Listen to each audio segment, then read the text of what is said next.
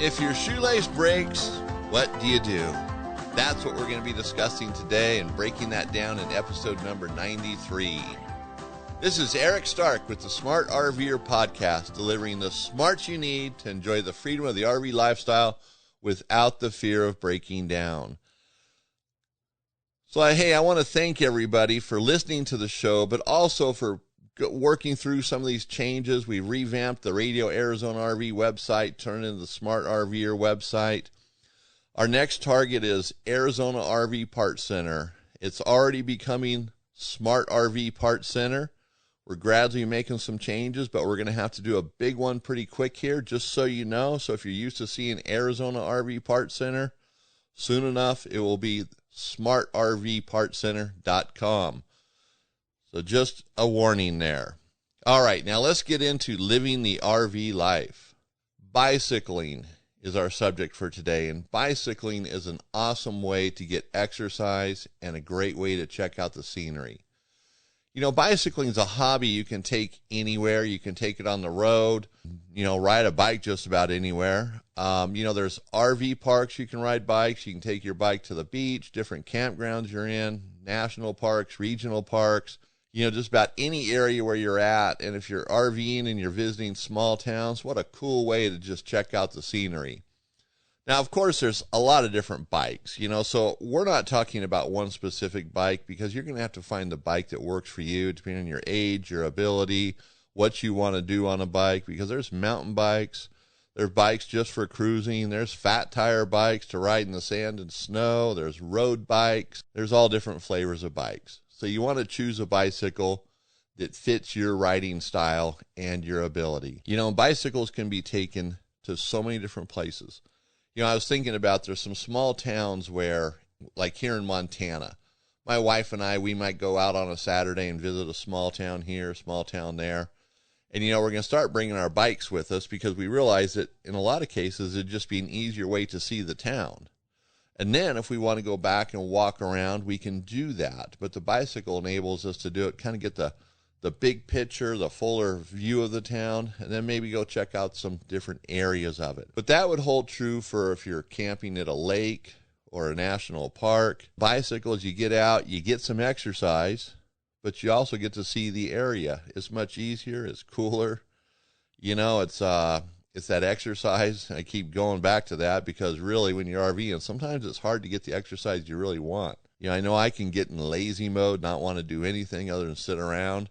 So the bicycle gets the blood going, gets you moving. It makes you feel like you want to do other things as well. So it's a nice way to bring a hobby with you. Now, if you don't have a bicycle, those that have bicycles and take them with their RV, they're used to it. And there's different types of bike racks and ways of doing this. But if you don't have a bicycle, you certainly want to go to some bike shops, talk to some experts, and see what bike will work for you, the size of bike. You might think a bike, you might need a taller bike when you really don't. So you want to go try out some bikes and buy a decent bike if you can. The big box stores sell okay bikes, but they're not that great if you want to keep a bike around for a while. The quality has really diminished over the years. It's more about just selling bikes that have all these looks like fancy gizmos and gadgets on them, but they're really just low quality gizmos and gadgets that usually don't even work or work very well. And not that I expect you to spend thousands of dollars on a bike, but you do want to spend hundreds. It might be $200, $300, $400, $500 for a bike, and that's not a high-end bike. Bikes get up, thousands of dollars. But start looking now too. Bikes are hard to find. Last summer, my wife and we started looking for bikes in the spring, and it took us 3 or 4 months to find bikes that we wanted. We were looking for a specific type of mountain bikes. And then after we get the bikes, we realized, hey, we can't even get a bike rack for these things. So I had to make a bike rack, and I'm going to have pictures of it on our website under this episode showing the pictures, what we had to do. You want to look now, and some bike racks are easier to get than others, but definitely you want to look into it. But don't let that deter you, the complexity of trying to find a bike. Bicycling is awesome. It's a great way to just get some recreation in. You see some things out there. You can access places that sometimes you can't get to, or you'd have to hike or walk to, where taking a bike can definitely make it easier and get you to some of those unique places that no one else will be able to see. All right, so bicycling, what a great way to live the RV life. So if you go to our website, thesmartrver.com, and check out episode number 21, that has more information on bicycling. So staying on the road, today we're going to talk about that shoelace. If your shoelace breaks, do you just replace one, or do you replace both? If you just replace one, the other one could break in a day or two. Or if you just replace one, maybe it's white.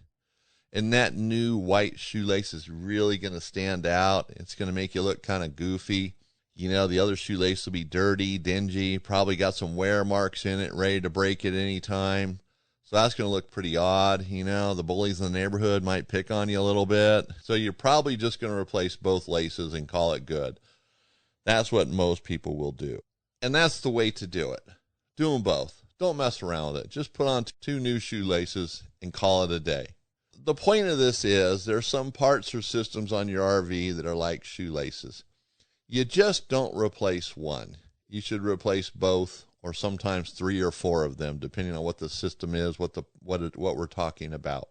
So I bring this up because of the feedback I get from RVers who call or come into my store. You know, it's kind of the same thing over and over again. And what it is, it's a learning stage. These are all pain points that you guys, RVers, have to go through. And sometimes, you know, it's not that frequent. You might forget about, oh, this is the way I should do it, because it's been years, maybe 3, 4, 5 or more years since you've done it last time. I know I find myself in those situations where, how did I do this last time? I don't remember. So you got to work through it. And then, of course, you're not doing this stuff all day, every day, where I am. So to me, things make more sense sometimes than it would to the RVer because they're not doing it all the time. So it's a learning process. And that's what we're here for, to get educated on how to maintain our RVs. So the shoelace scenario, the illustration there, ties in with several different places on an RV. Actually, quite a few. And I'm going to go through some of them. Obviously, I'm not going to be able to hit them all today. But I'm going to cover some of the ones that I hear the most of, or, you know, I see the problems with. And first on the list is propane hoses. Now, if you have a travel trailer, more than likely you have 2 propane tanks. You have an auto changeover regulator, and it has 2 propane lines going to it. Well, if one of those lines starts to leak, sometimes the hose itself might crack. Sometimes where the hose is crimped onto the fitting, that ferrule will leak. It'll start leaking right there. Actually, it's the hose leaking, not the ferrule, but the ferrule loosens up, and it allows propane to leak out. You know, there's no fixing that. You can't re-crimp the ferrules. Most RV shops or propane houses won't even have the right size crimp machine to re-crimp the hose. I make propane hoses, and we can't re-crimp any hoses. And then we won't re-crimp a used hose because of the liability, and it just doesn't make sense. So it might leak there. Just plan on replacing the hose. Maybe it's leaking at the fitting. You know, you have to determine where it's leaking, but generally it's going to be where it's crimped or the line is going to start cracking and leaking there. So if one of those propane lines is leaking, more than likely the other one's going to start leaking pretty quick, if it's not already. If one's bad, just consider them both bad. Just buy them both. Spend the $15 for each line, or $16, $18, depending on the line, the style, the size. Maybe they're $20 a piece. Maybe they're $25 a piece where you live. But just replace them both. And generally, if it's at least a decent quality hose, you'll get years out of it. Now, there are some low-quality propane hoses that last, months, sometimes a year. I hear it, I see it, but we don't sell that kind of stuff. We sell good quality propane hoses, so it's not an issue.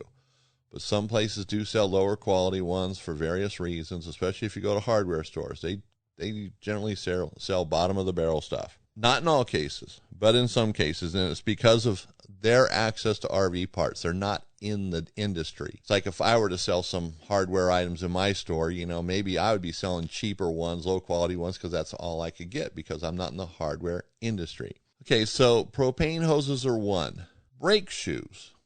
If you have a tandem axle trailer or a single axle trailer, you're going to either have 2 sets of brake shoes, one right, left, or 4 sets, 2 on the right, 2 on the left. So if you pull off let's say the wheels on the right side, and those shoes are worn down, and maybe they're getting, 15% left, 10% left, or maybe they're just ready to go into the metal. The shoe is all gone or just about gone. But you pull the other side off, and it looks a lot better. Replace them both. Don't do one side. And I've literally seen people do one side. And, that creates a problem down the road, too. Now you got to check one side of the brakes more often than the others. That becomes an issue. So replace them both. And while you're there, at the bare minimum, repack the wheel bearings. But inspect the bearings. Maybe they're bad. They need to be replaced. Or maybe you just want to replace them because it's been so long since you've done this that you figure, you know what, I'll put in new bearings, new brake shoes, and I'm done. This axle's finished for quite some time. So look at the bigger picture. Sometimes it's a little more money up front, and if it's in your budget, go the extra mile. Leaf springs, suspension items are another area where sometimes we want to cut back. We don't want to spend the extra money because we think, this will be okay. Maybe one leaf spring broke, and you're thinking, well, I'm not going to worry about the others. I'm just going to replace the one. And sometimes you can get away with that. One breaks, and it's just a fluke. It broke. Maybe you hit something just right, a pothole or something, and the leaf spring broke. They do break on trailers. It's not that uncommon. Some people go for years, never have a problem. Other people just seems like it's always a problem. Every trailer they get, a leaf spring's breaking. Maybe it's where they live or where they travel, but nonetheless, at least check the other ones out. And while you're there, check out the shackle links. Check out the equalizers, everything that holds it all together. The brackets, the hangers that hold the leaf springs in place. Make sure that the holes in them aren't getting oblonged or elongated. Look for signs of wear, and shackle links wear out too. The holes start getting longer, they get elongated, and eventually they just break off. Shackle links and the bolts holding them are pretty inexpensive compared to, breaking down out on the highway, having to have someone come out and fix it, or trying to find parts, when you're struggling somewhere to get your RV repaired, or you're getting these, suspension parts done. And I've seen it, trailers broken down on the side of the road. They've got, broken suspension parts, maybe a leaf spring or some shackle links broke, and boom, the trailer's dead in the water. You don't want that. And it could happen, but you try to avoid that by staying ahead of it, staying ahead of other problems. You might have to throw a leaf spring in off to just get the trailer off the road or, out of wherever it's at. But then you want to go back and do those other parts if it needs it. Definitely inspect them. Tires are another area. Quite often tires, you can get a bad one. Something goes wrong with it. Maybe you hit a pothole, or maybe it's starting to crack. At the bare minimum, check the other tires and make sure they're in good shape. And if it's something like the pothole, the tire and the tread is separating, think back, could you have done something, hit something that would have caused that? Because maybe the other tire hit the exact same thing too, but the tread isn't separating, at least not yet. So keep an eye on those things. Another area where sometimes we just do one is roof vent lids. Now, vent lids are kind of a pain. You got to get a ladder out. You're climbing on the roof. You're inside the RV. You're taking it apart from the top and the bottom. You get one done. You're pretty much done with that whole process. But check the other vent lids. They technically should be all about the same age. But if you replaced one a year ago, then another one fails, tomorrow, then they're a year different. And that can be the difference between not having to replace them all. But maybe just do it one time, and then they're all kind of on the same maintenance schedule, which makes it easier. You already have the tools out, the ladder's out, everything's there, you're doing it. But check the others at bare minimum. If you need one, you might need two, you might need three. Then if we go inside the RV to the lights, interior lights with fluorescent tubes, quite often just get one tube. And that's okay, but it's not the greatest thing to do. I remember years ago running into the owner of Thin Light. They make fluorescent RVs for, fluorescent lights for RVs. Big name in the RV industry. So the owner of Thin Light is working at a RV swap meet in Arizona selling lights. Now, I thought that was pretty interesting, so I go over to see, hey, what's going on? What's this guy doing, Oh, I'm the owner of the company. I'm out here educating people. He's selling lights at, I'm not even going to get that ridiculously low prices, but anyway. And he was saying the same thing. You have to replace both tubes. Otherwise, it ruins the ballast. And quite often you replace one bulb and, a week later, a month later, the other one goes bad. So just do them both. A lot of RV stores sell lights that are in 2-packs. It makes it easy. Now, if you have one tube that's you feel is still good, save it. And just mark on, the package or ever how you save it, used. And that way you have a test bulb too. So if down the road another light, starts to flicker or whatever, you can pull out the bulb, put in your test bulb, and you can identify what the problem is. Is it the ballast or is it the bulb? And also, maybe a bulb burns out, and that'll get you through, until you can get to an RV store and get some more bulbs. So saving a bulb, there's nothing wrong with that. But replace both of them. Wiper blades are the same way. And I know, man, wiper blades can be expensive, because it's like buying a truck part because of the size of them, 32 inches, 34 inches, 36 inches. But don't skimp. Just replace them both. And I hear it, well, I'm driving. I only need to have my side working. That's not really true. When you're looking out the passenger side, it's much nicer when it's a clearer vision. And also the passenger, if they're paying attention, they can't help you if the windshield's all covered on their side with snow or water or whatever, but your side's nice and clear. They're an extra set of eyes. And let's face it, the older we get, the slower our reactions are. So having an extra set of eyes can be a good thing. So replace them both. And we're going to go back on the roof here, plumbing vents. That's another area. Check them all when you're up there. If one is cracking, getting brittle, probably the others are too. Check them out. And sometimes the base is okay, and you just have to replace the top piece. Although you can't buy them in pieces. They come as a set. Check them out and see if the others are bad. Now here's another one too, deep cycle batteries. And there's a lot of, I would say, back and forth on this for information. But I've checked with the battery experts, which are the battery companies, and trusting them for what they're telling me. And I've checked with not only like management at them, salespeople on the phone, the guys that deliver the batteries. I've asked them all, and I rephrased the question because I want the right answer.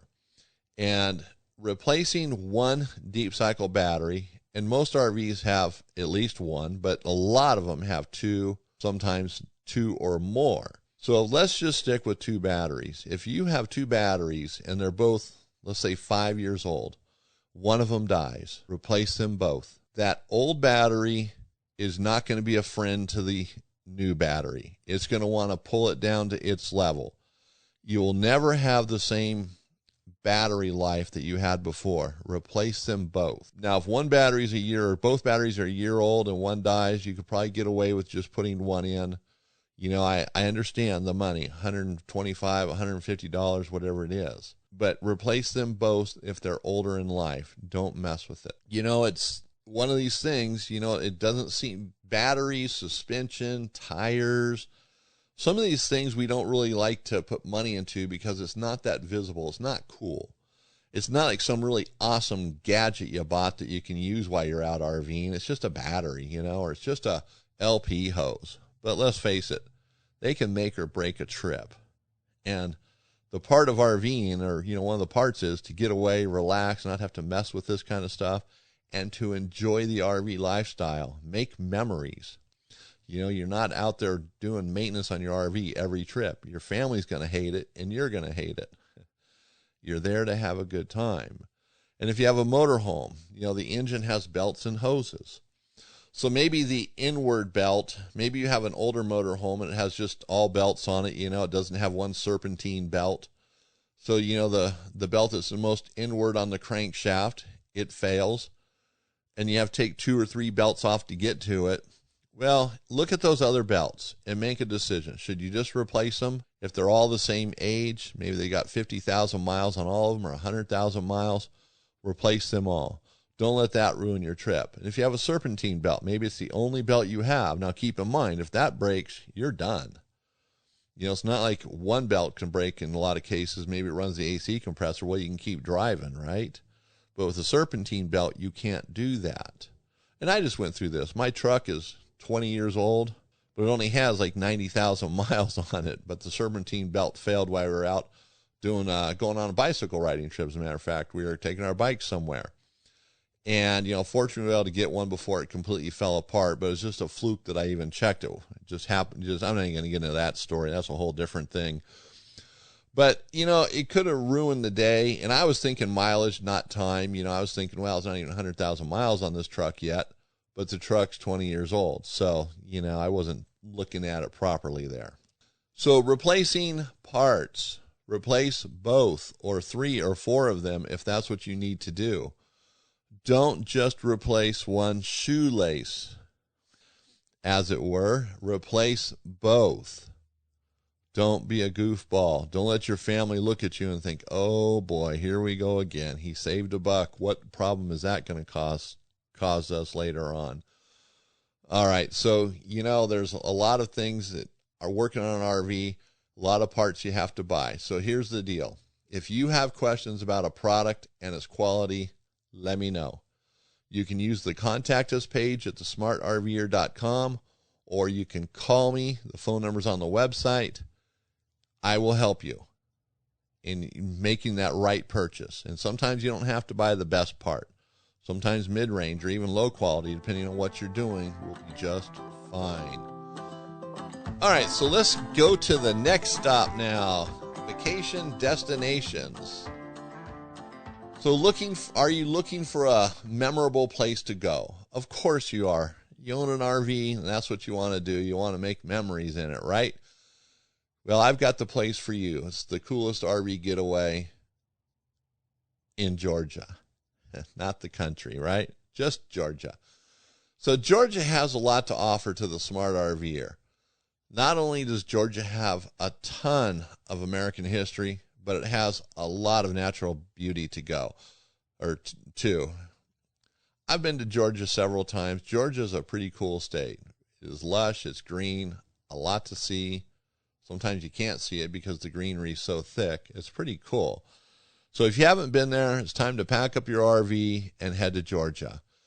Georgia was founded in the year 1732. It's the largest state east of the Mississippi River. So it's a big state. It's been around for a while, and it has an immensely rich American history. It was involved in a lot throughout the early stages of the U.S. history. And Georgia is also associated with peaches. Georgia peaches. Georgia's known for having some of the most sweetest and finest peaches in the nation. But Georgia has a lot more to offer than just peaches. Now, if you're a peach fanatic, maybe that's the place for you. So Georgia, there's a lot of stuff to see, a lot of things to do. And, of course, I can't go through all of it in this episode. We just spend a few minutes on these things. So you have whets your appetite. This is where I want to go next, or he puts it on your list of places to go.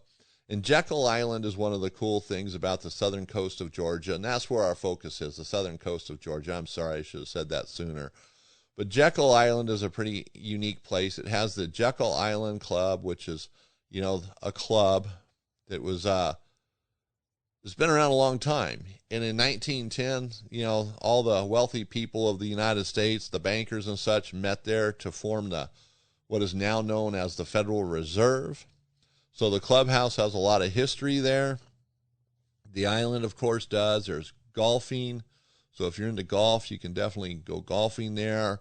You can go crabbing, shrimping, and, of course, you can play tennis and ride bicycles there. And if you don't have a bike, you can rent one. So that's cool. Bicycles, you see? Now you can check out the entire island on a bicycle. Another cool place about the southern coast of Georgia is Jessup Drive-In. It's in Jessup, Georgia. Do you remember what a drive-in is? A drive-in theater where they showed the movies outside on that big gigantic screen. You sit in your car, listen to that horrible sounding speaker hanging on the window. Well, that's changed today. Now it goes to the FM frequency on your radio. So it's much better quality. But a drive-in, that's cool. You go, you sit in the car, you eat, drink, you enjoy yourself. And so this particular drive-in, they got the 50s era going on. The car hops are dressed in the 50s type outfits. So it's a cool thing to do. So that's definitely worth seeing. Then there's other places there. They have the 8th Air Force Museum, which is all World War II related. And then, of course, the Okefenokee National Wildlife Refuge. That's a cool place to go. Okefenokee. That's a tough one to say. I had to kind of break that down here in my notes. Then there's places to eat. There's places to stay. There's everything you need in that area, the southern coast of Georgia. RV parks, plenty of food places. So hopefully that whets your appetite. It's worth looking into. Here's what I'm asking you to do, if you have the time.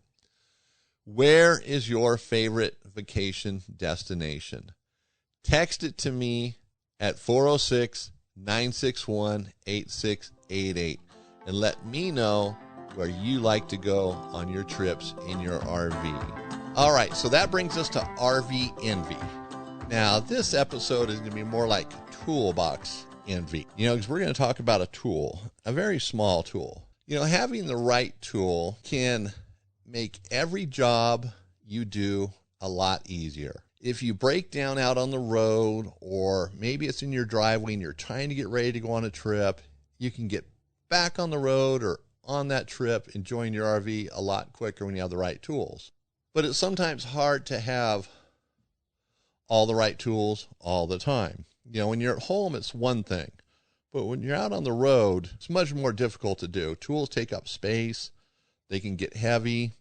You just might not have the space for all the tools you want to bring. Then there's all the things that you can kind of plan for, then all the things you can't plan for. So that makes it a little more difficult. Now, like for me, I go overboard.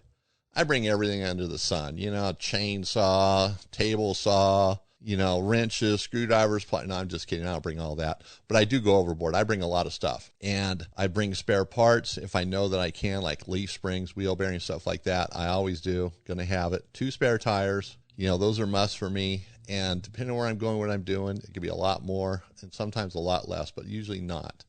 So if you have the space, obviously you can bring more tools, more equipment to get yourself back on the road. But that space can always be the problem, and then the weight too. Sometimes, tools can end up being hundreds of pounds. And that could be an issue too if you're already bringing a lot of weight in your RV, in your truck. It adds up quickly. Sometimes you don't realize that. So what I'm going to talk about today is a tool that will help you get back on the road if there is a breakdown, because ultimately you can't use your RV if it isn't working. The memory machine on wheels is dead, so you've got to fix it, right? You've got to get it going. So that's what we're going to do. We're going to get it fixed and get it back on the road. So I have this awesome tool, and it's a suggestion that I think you should have one. You probably don't have one now. You probably won't use it too often, but when you need it, you'll be a hero, because you're going to pull out this tool and you're going to go, look what I have. And everybody's going to go, wow, you are cool. Well, maybe not everybody. Some people might just say, whatever, fix it, let's get on with the trip. And it's, I just have to go down this road. I remember one time, this is many years ago, I was doing a remodel on my house. The first time I'd done something like this, one of my friends says, you need a Sawzall. And I'm like, a what? A saws who? And they're like, a Sawzall. So we go down to the tool store, and this is before the big box store. So you go and, look at tools and stuff, and showed me the Sawzall. And you're like, oh, this is cool. So I take it home, use it.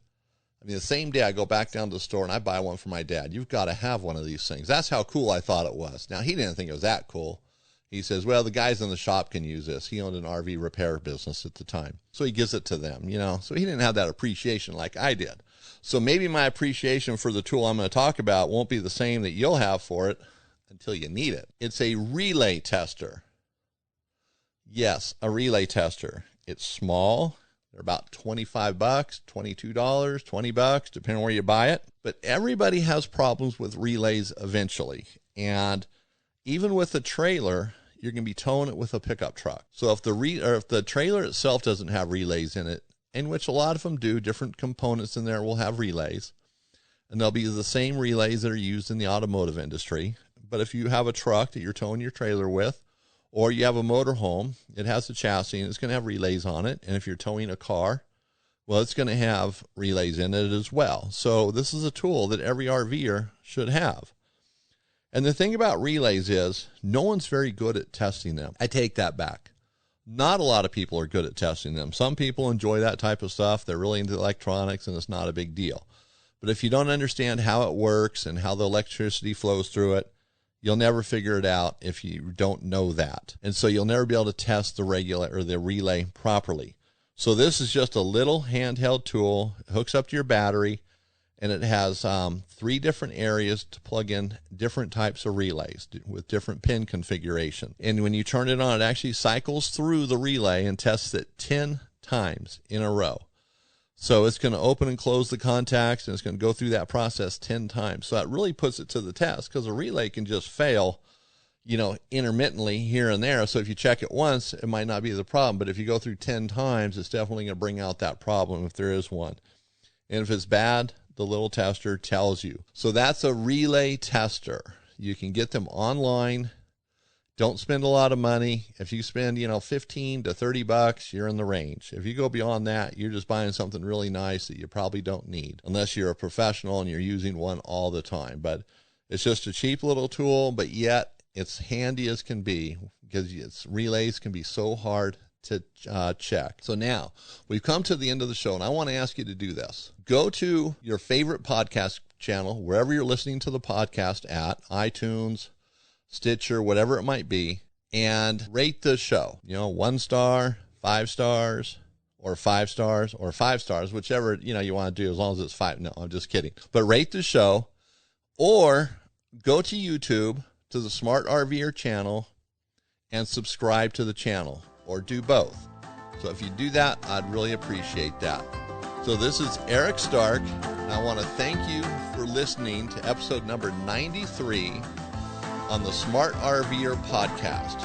Keep being a smart RVer, and if I don't see you on the road, we can connect at thesmartrver.com.